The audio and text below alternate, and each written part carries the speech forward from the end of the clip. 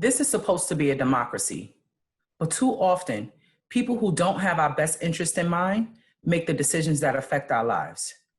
The actions taken by those in power have enormous consequences, a price that they themselves almost never have to pay. Knowing that I'm one of many people in this movement to change our country, I proudly shout that Black Lives Matter. But the key word in that phrase to me is lives, because that's what we're fighting for, our very lives. Our people are dying every day, whether it's under the knee of a police officer or by the gun of a police officer, or in a hospital bed suffering from the symptoms of COVID-19, or not in a hospital bed because they don't have health insurance, or dying because we're not making a living wage, causing us to live in poverty, the same poverty that drives some of us to rob, kill, steal, feed drugs to people in our own communities because we're just trying to live. And it's not just us, it's those immigrant children dying in cages. It's entire immigrant families that are dying while trying to cross the border to secure a better life for their families. This is not accidental, nor is it coincidental. What devastates me most is that there are people that we elected to serve us, all of us, that are creating and passing legislation that aid and abet in our deaths.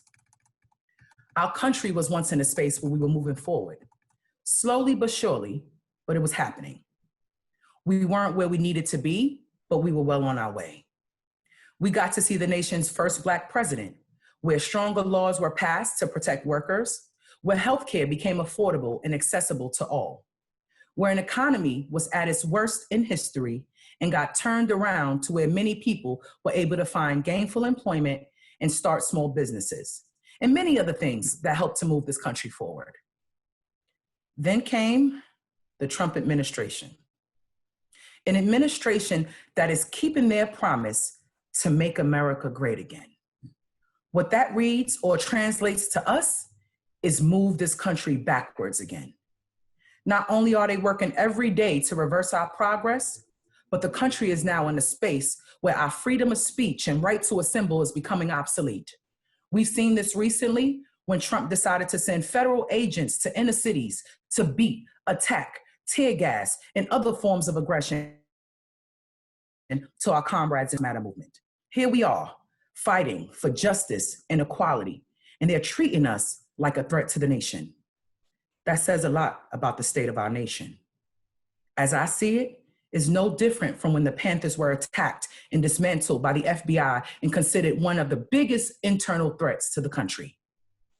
They killed us then, and the dying continues. Where the hate crime surged to its highest level in 16 years, where white supremacists can march publicly in Charlottesville and attack and even kill people and be referred to as very fine people.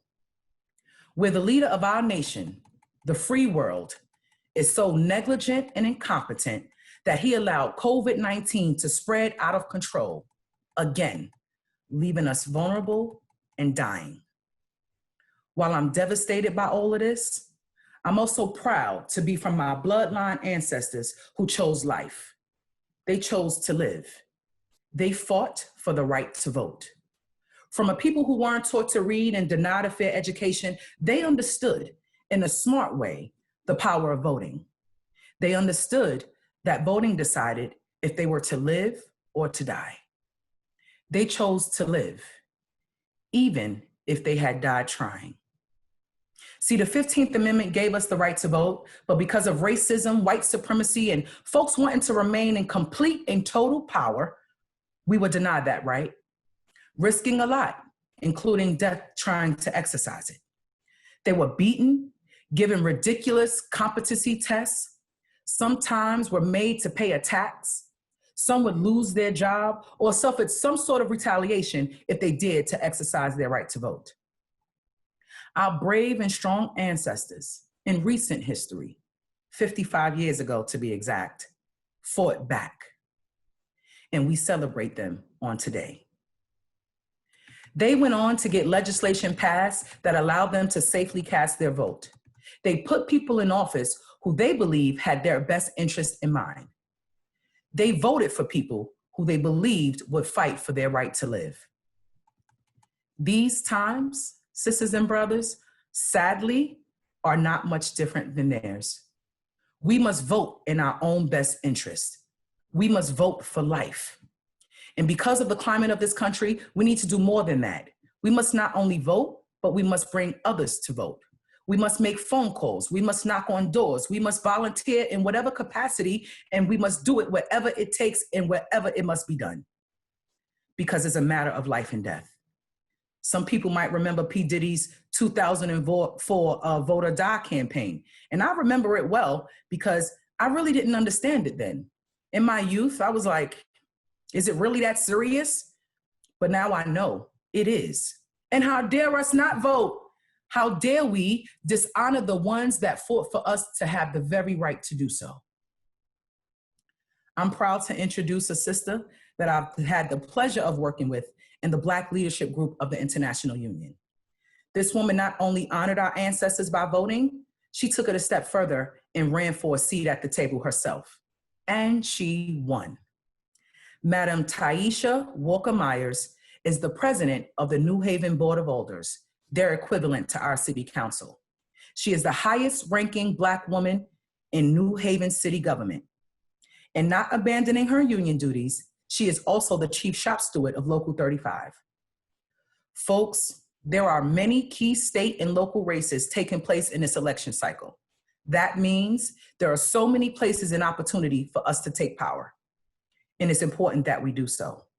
Please hear from Ms. Tyisha Walker-Myers. Thank you.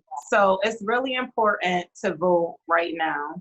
And it's important to have Black workers at the table. We're the ones that go through the lived experience. And what better to have someone that lived it to be able to change it. So we need to make sure that we get out and we vote and we encourage more women to take control and vote and then run for office, because you need to be in a position to help balance power. And that's what we're trying to accomplish. If you notice what's going on nationally right now, it is about shifting over power and getting equity for everyone. And that's what voting means. And that's why voting really matters. So I'm encouraging everyone to please get out that vote. So Ms. Tyisha, what was it for you that made you determine that you just had to run? Like, what was the importance for you to make you take that extra step and run for office? We're happy that you did. Led you to that place. So I decided to run for office because I actually represent the neighborhood that I grew up in. And I saw the changes in the neighborhood, and the person that was making decisions on behalf of our neighborhood was not taking into account workers. And I got really upset, honestly. They privatized the school custodians. There was a number of them that lived in our neighborhood, and I was the organizer. I started talking to the neighborhood, and before I knew it, I done organized his committee to vote against him and to vote for me. And I just took off running, and I went for it ever since. Because I believe if you're going to be in a position of power, you need to use it in a right way. And that is making sure that that power is evenly distributed. So that's why I ran. And I'm excited that I did. And that's what kept me here going on 10 years. And being the president of the Board of Alders is difficult, right? It's 29 other alders. But we stick together and we get it done for all of our neighborhoods. And I'm really proud to be a part of that team. We, as workers, we need to actually have a voice and be at the table. Because when we talk about the things that workers need, we live it every day. And we don't need a bunch of politicians that never walked in our shoes making decisions over our lives. So that's why I think it's really important to get workers involved in a movement to help people understand that we deserve one job to be able to take care of our families. And that's what we're out here doing in New Haven. And that's what we're going to continue doing, and encouraging everyone that we can to get out and vote and make sure that they're making a difference in their communities. Thank you so much. Like, I agree with you 100%. It's like, you're setting a fine example that we can reach those heights and run for office. People like us, women, Black women, workers, can absolutely get into that seat and make the changes that we like to see. So thank you for setting a fine example. We need more like. Thank you. Before I make my exit, I must mention one other extremely important thing. It goes hand in hand with voting, and that's completing your census survey. You may not hear about it much, but I suspect that it's because, one, it only happens every 10 years, and two, perhaps they do not want us to hear about it or know the truth. But the truth is, in the last census, 1.5 million people of color were undercounted. That's 1.5 million humans who did not get considered in any math about how and where the government should spend our hard-earned tax dollars. That left $1.5 trillion in resources on the table. That's money that could have been spent on stuff like transportation, Head Start programs, WIC, Medicaid, Section 8 programs, and many other programs that serve our communities. It's also 1.5 million humans that were counted out when the district lines were drawn to determine who and how many persons should represent us in Congress. That's political power left on the table, and we can't afford to leave it there. It's in our hands, and it's our duty to make sure that we're counted. Do your census, vote. It goes hand in hand. Look at this map. We're on track to be undercounted yet again. And these are in places where Unite Here has locals. Let's do what we do best and push. It's on us. I'll leave you all with this. We hold these truths to be self-evident, that all men are created equal, that they are endowed by their Creator with certain unalienable rights, that among these are life, liberty, and the pursuit of happiness. And I too am America. My name is Alberta Palmer. I'm a member of the Black Leadership Steering Committee of the International Union. I'm also a lead organizer at Unite Here Local 7 in Baltimore. And I approve this message.